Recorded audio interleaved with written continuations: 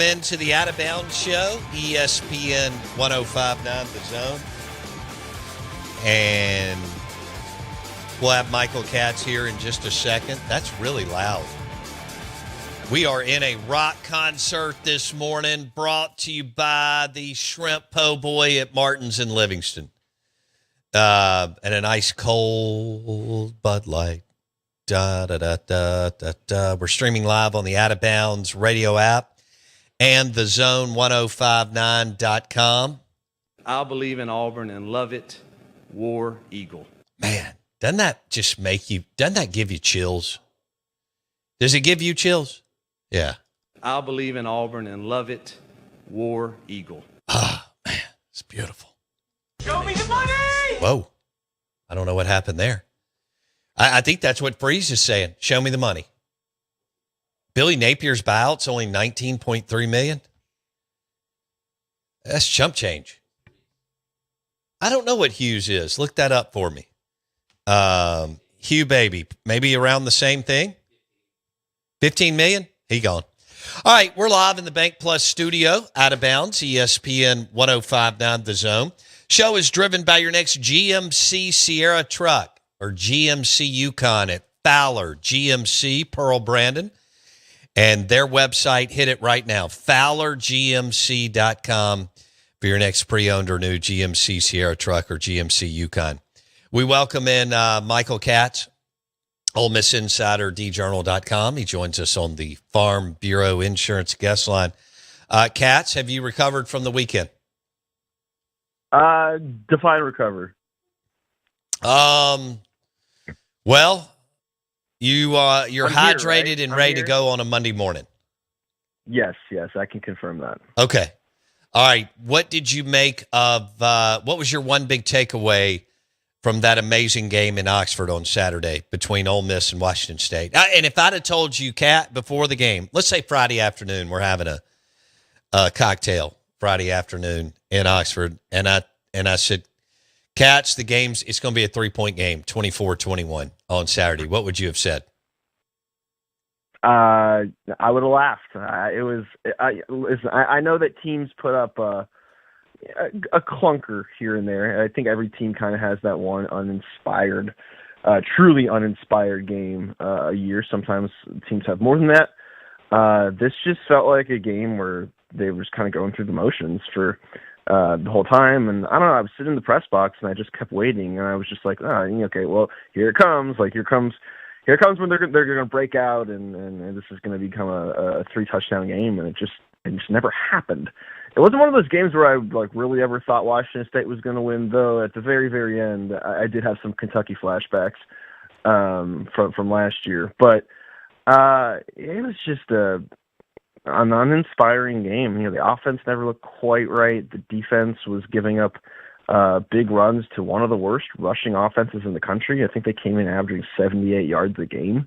The running back had 46 on one carry. It just didn't look like they were all there. And I know the bye weeks are weird, and Ole Miss has not done great after bye weeks under Lane. And obviously there's a big game coming up this weekend, and as much as anyone will tell you that we're not looking ahead, it'd be hard not to blame them, right? So it just didn't look like they were really all in on this one. All right. Were you surprised? Not that there weren't a lot of other people not playing well around him, okay, on both sides of the ball, which you just kind of laid out. But were you surprised Lane didn't at least give Austin Simmons a couple of series? Or were you thinking up in the press box the whole time, Trinidad's going to play every snap today? There were a few times when I think we all looked at each other and were like, hey, if Ole Miss hasn't scored a touchdown at halftime, maybe they do something. But, they let Trinidad ride it out, which, I don't like to put too much into one thing, especially a game against Washington State. But if you don't put Austin in that situation, when are you going to put him in? That's kind of what I was thinking the whole time. So, again, Trinidad's numbers, they were the worst that he's had, and there's 3 total touchdowns. He'd have that fumble. He just didn't look quite right, but a lot of things didn't look quite right in that game. But yeah, I mean, I think that was the biggest thing for me is, you know, if you're not putting him in this game, what situation are you going to put him in? You know, what are you going to start him at Georgia? You know, that would seem kind of insane if you didn't play him at all against Washington State. So again, you know, who knows what's going on in those meetings, but that was kind of my takeaway was, man, like if you know, Trinidad is not having his best game, if Austin is not, you know, if they don't think he's an option right now, when is he going to be the option? Yeah, I think you just nailed it there. If he wasn't going to play on Saturday, when is he going to play? And we're talking about Austin Simmons. So I think it's Trinidad's mobility and ability to extend the plays and hurt you with his legs, where Lane's like, this guy gives us the best chance to get to the college football playoff. He is Michael Katz, djournal.com, on the Out of Bounds show. I think you were the one that asked the question because we played the audio earlier. It may not have been you. I can't always tell voices and so on in the postgame, but he was, you know, Lane was visibly frustrated and talking about the energy that, or the lack thereof, from his team in the student section. Was there anything that, like, was there one big takeaway for you from the press conference after the game, Katz? It's, I mean, everyone you talk to, you would have thought they lost. And, like, I think that's probably a good thing that, you know, in 2025, this isn't a program that's just happy to, like, win games. I mean, obviously, they're happy you win a game like this rather than lose a game like sure. This. But, I mean, you would have thought it was like the Kentucky game last year where they lost. I mean, it just felt like, you know, listen, I know that point spreads and all that stuff isn't very important in the grand scheme of things, but I think Ole Miss knows that, like, and Cam Franklin even said it, like, we know this shouldn't have been as close as it was. Like, there's no excuse for that. And I mean, you look at everything, and and credit to Washington State. They played out of their minds. I really like where that program's going. Their fans traveled great. I mean, it was really cool man. for them. Yeah, I mean, I was standing on the field and I was looked up and I was like, man, that is a lot of crimson. I mean, it was really impressive. And they played great. And again, a lot of credit to them. But you know, if you are taking the best that Ole Miss has to offer, if they're playing like they did against LSU or Tulane, this game's over at halftime. And they just didn't have that on Saturday for whatever reason. And I know teams do that from time to time. Everyone throws up a clunker. You know, it's a lot better when you win the clunker. But yeah, you would have thought if you didn't know the results of the game and you went into the post-game press conferences listening to Lane or any of the players, you would have thought they lost. I know Golding got to do some hits in the offseason, but I don't think does Lane give y'all access during the season?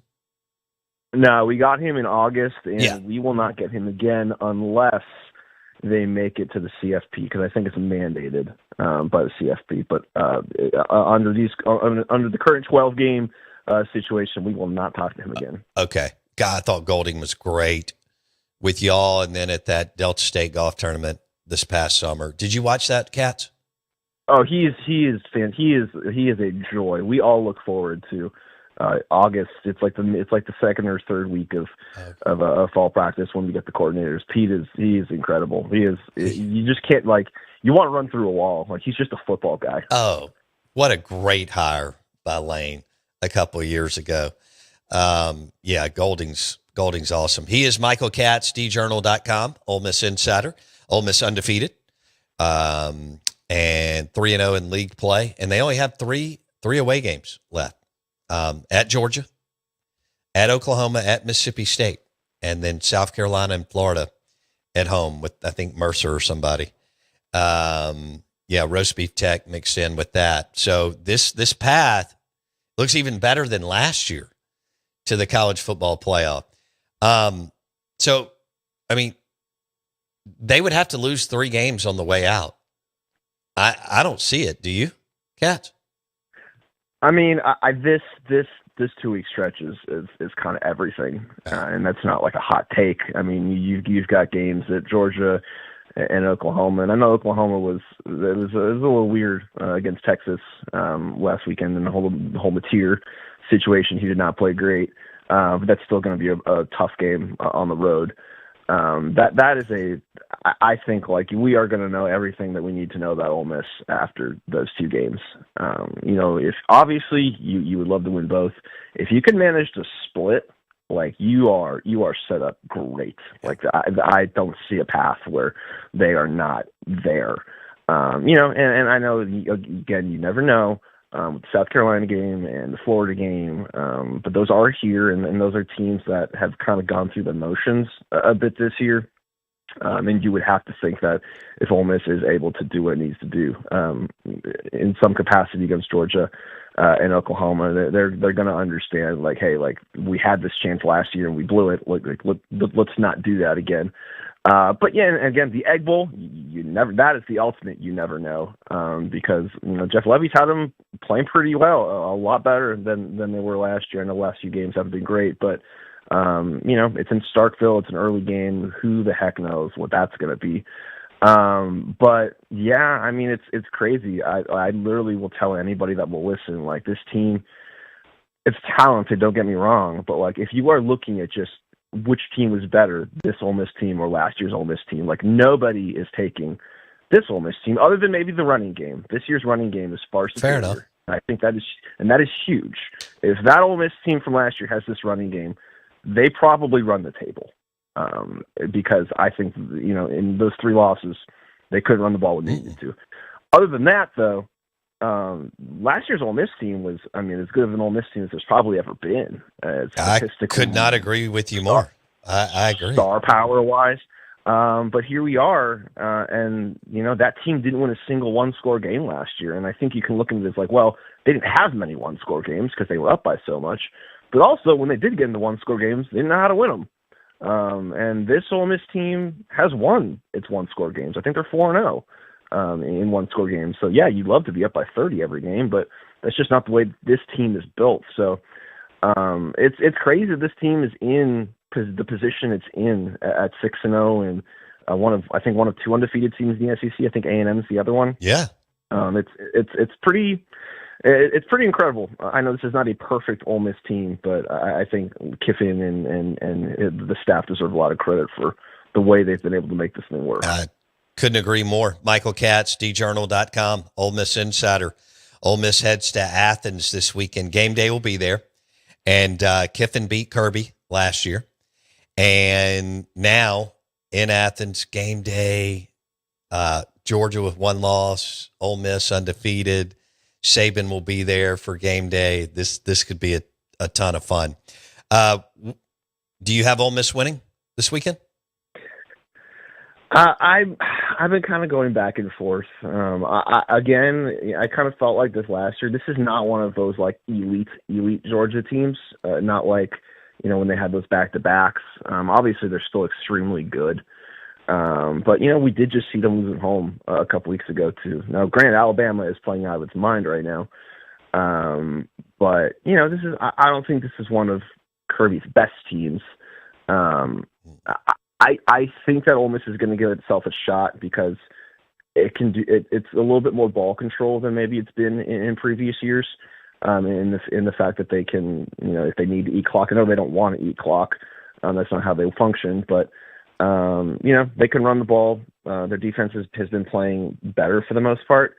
I just think the big thing is like you can't get in the big hole and force your offense to dig you out of it. I think the last time it was 52-17 in Athens, and they were kind of going blow for blow for a bit, and then Georgia just ran the ball like crazy, and Ole Miss was done at like halftime, and I just don't think they can put themselves in that kind of situation. But this does not strike me as a blowout game either way. I think this is going to be a really good one. I'm still not 100% sure. I got to look a little bit more closely at Georgia and the things they do well and things they don't do well. But I think this is going to be a really close game.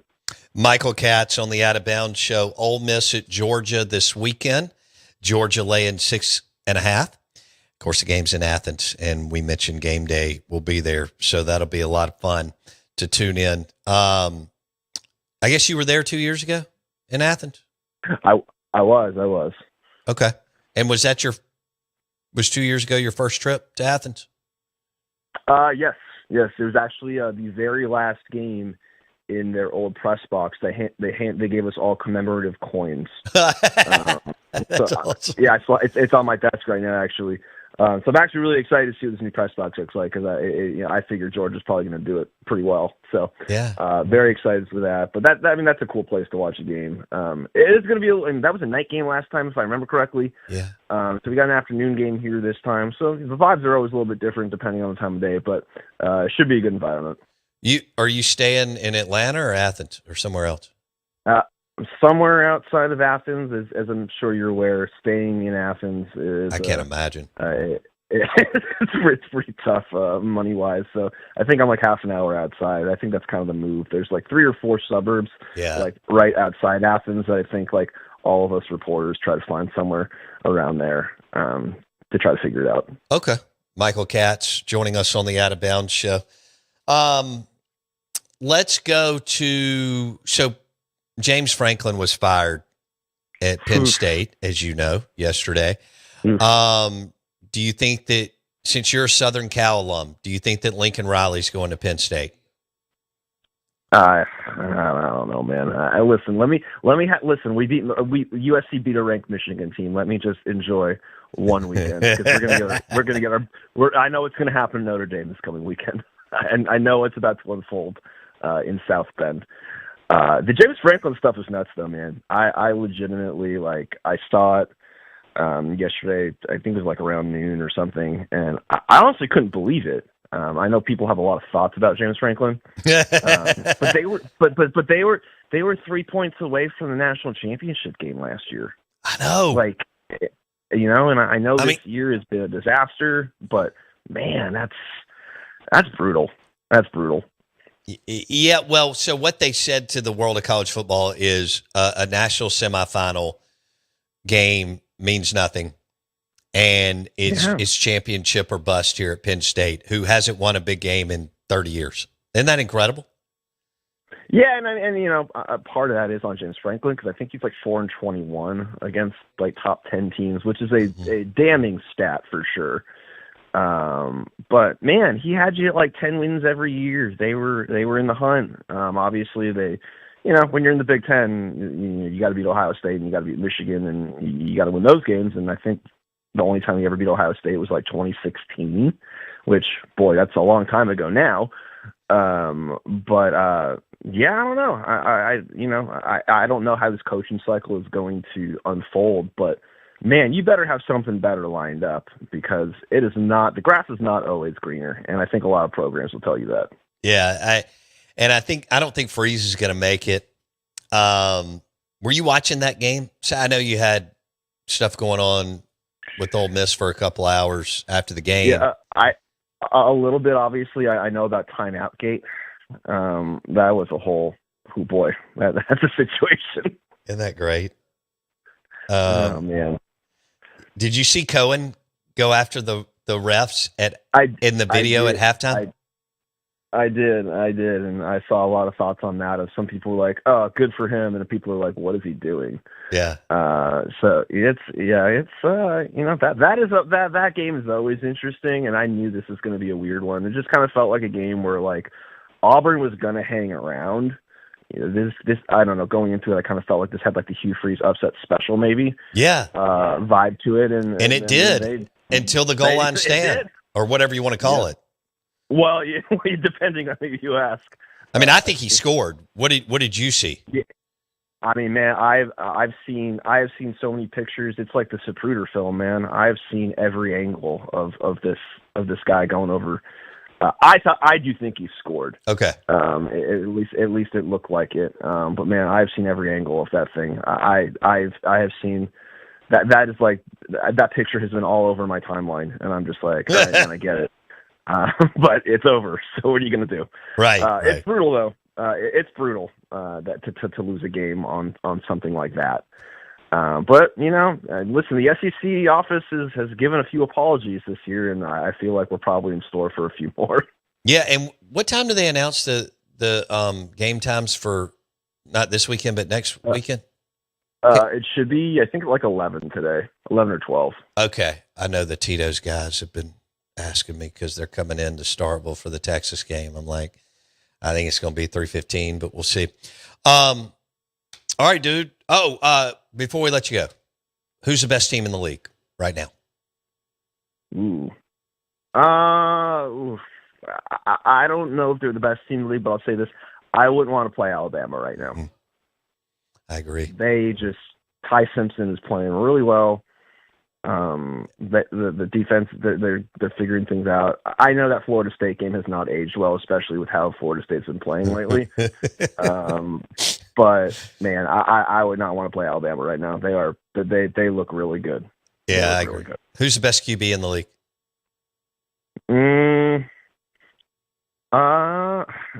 It's probably Ty Simpson. Taylor Green, in my opinion. Taylor Green is something else. Man, Bobby Petrino's done an awesome job with him. Yeah. And he's going to end up in the NFL. Oh yeah. No, I turned off the Tennessee Arkansas game. And I was like, ugh, blowout. Then I came back and it was like a 3-point game. I know. What the heck happened? I know. But yeah, no, that's, Taylor Green's done everything he can. He's a hell of a player. Yeah, he is. He is Michael Katz, djournal.com, out of Tupelo, covering Ole Miss. He'll be in Athens this weekend for Ole Miss at Georgia, and Georgia laying 6.5. Ole Miss undefeated, Georgia with 1 loss to Alabama at home. Michael Katz, be good, my man. We'll talk soon. Awesome, man. Appreciate you. All right. Michael Katz, Southern Cal Trojan alum, Ole Miss Insider on the Out of Bounds show, ESPN 105.9 The Zone. He did not take the bait on my Lincoln Riley to Penn State. So he just glossed right over that and went into the fact that they are playing at Notre Dame. And actually, that's a big game. Southern Cal is playing at Notre Dame this weekend. But the big one is Ole Miss at Georgia. Mississippi State plays at Florida. They're 9.5-point dogs. Them Gators laying 9.5 for that Gainesville, Florida matchup in the swamp in Florida. Tom Luganville will join us at 9:30. Tom Luganville on the Out of Bounds show. He'll join us on the Farm Bureau Insurance Guest Line. The show is brought to you by Southern Ag Credit, financing life outside the city limits. SouthernAgCredit.com.